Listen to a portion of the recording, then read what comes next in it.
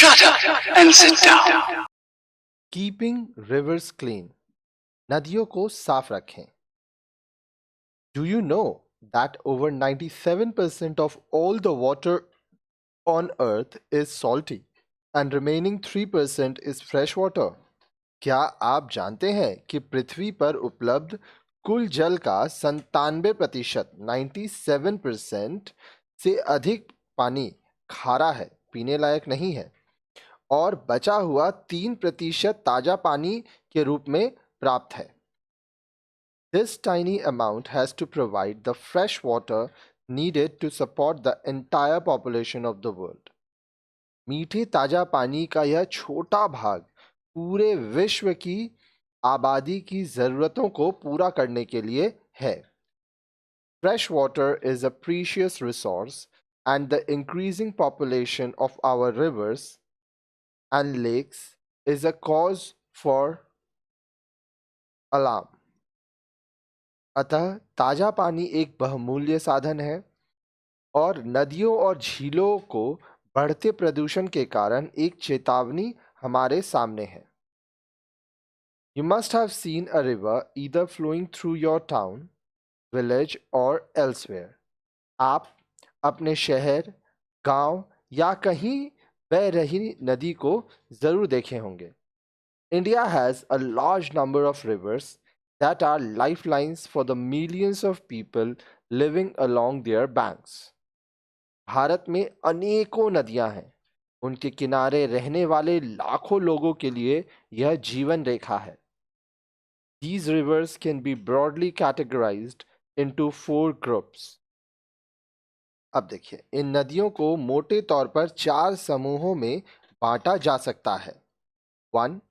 Rivers that flow down from the Himalayas and are supplied by melting snow and glaciers. This is why these are perennial. That is, they never dry up during the year. अब देखिए, सबसे पहला हिमालय के बर्फ और him नदों के पिघलने से निकलने वाली नदियाँ. ये 12 महीना रहती हैं. इन्हें 12 मासी कहते हैं और वर्ष में ये कभी नहीं सूखती हैं.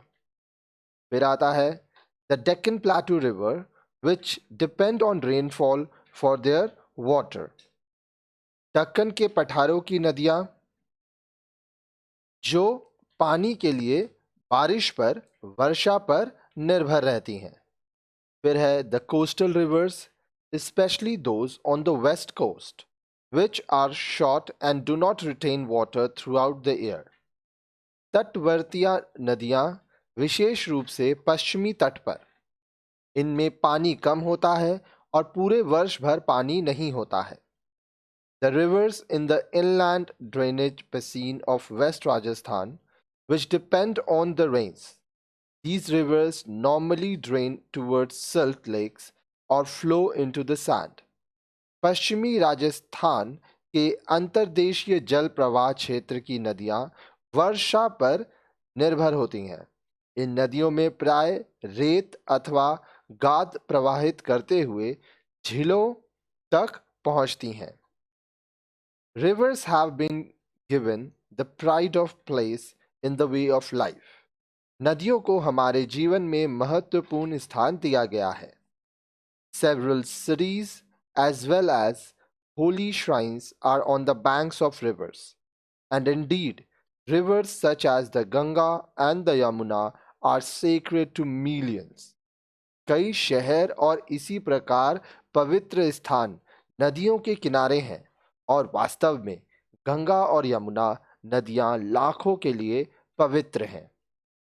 Despite this, they are being polluted with unaccountable and environmentally threatening practices.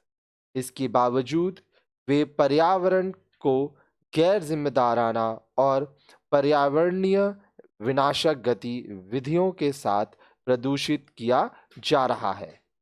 Only sewage claims for about 70% pollution loads in Indian rivers.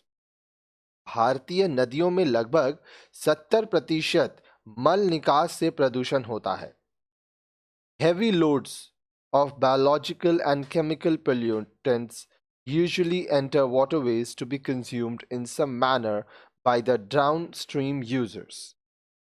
केवल रासायनिक प्रदूषण का भारी भार आमतौर पर अलग अलग तरीकों से नीचे की ओर से उपयोगकर्ता द्वारा जलमार्ग में प्रवेश कराया जाता है. This affects the aquatic life and causes various health hazards. यह जलीय जीवन को प्रभावित करता है और विभिन्न प्रकार के स्वास्थ्य के खतरों का कारण बनता है. Along with the pollutants, the intensity of people towards rivers is severely adding to the problem. Urban dwellers identify vaguely with rivers. An example can be highly contaminated blackish water of Yamuna River in New Delhi, which hardly draws attention from capital's citizens. अब देखिए, प्रदूषण के साथ नदियों के प्रति लोगों की असंवेदनशीलता गंभीर समस्या को जोड़ती है. नदियों के साथ थोड़ा शहरी निवासियों की पहचान. उदाहरण के लिए, अत्यधिक दूषित नई दिल्ली में यमुना नदी का कालापन लिए हुए पानी जो राजधानी के नागरिकों से शायद ही ध्यान खींचता हो. अगर आप कभी दिल्ली जाएं तो यमुना नदी आप देखेंगे तो वो नदी कम नाला बन गया है. Since water issues are assigned to provincial governments in India, each one of them treats a river as its own, with little or no regard to the downstream effects. हालांकि पानी के मुद्दे को भारत में प्रांतीय सरकारों द्वारा आवंटित किया जाता है. प्रत्येक उनमें से अपने साथ नदी के बहाव के प्रभाव को कम या कोई संबंध के साथ मानते हैं. Ecologists and conservationists have long demanded that river needs to be treated as one entity and work on a determined, time-specific combination of serious efforts. पारिस्थितिकी विज्ञान शास्त्री और संरक्षणवादियों ने लंबे समय से मांग की है कि नदियों को एक इकाई और गंभीर प्रयास के एक निर्धारित समय के विशिष्ट संयोजन पर काम के रूप में लाने के लिए व्यवस्था किया जाना चाहिए.